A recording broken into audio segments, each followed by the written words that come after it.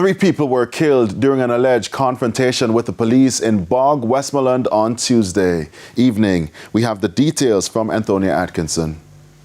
The victims have been identified as 48-year-old Kenra Russell, otherwise called Chris, 45-year-old Carleen Henry, otherwise called Moshette, and a man only known as Chicken. According to the police, members of the Westmoreland Proactive Investigation Unit were on surveillance duty in the Bluefields policing area when they stopped along the Bog Main Road. Police say a white Toyota Oxio pulled up and 2 men got out of the vehicle armed with firearms.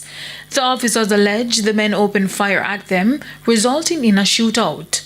When the shooting ended, Russell, Henry, and the man known as Chicken were found with gunshot wounds.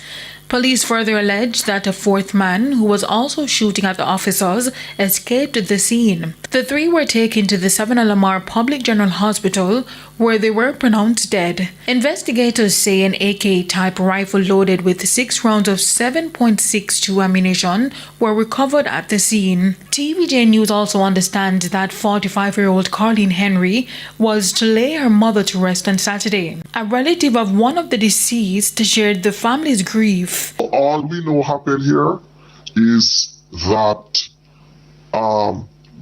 they were busy doing funeral arrangements. The police trailed them or had some kind of surveillance for whatever reason and shot them up. And we're saying, if it is that you suspect that these people are in a criminal activity, stop them, bring them in, and let the law take its course.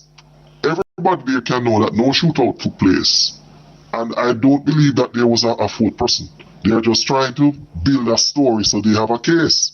And they believe that it's silly country people, nobody's going to make any report. Traumatized because at the end of the day she was a good person, and she's a hard-working girl. They come from a poor family like we.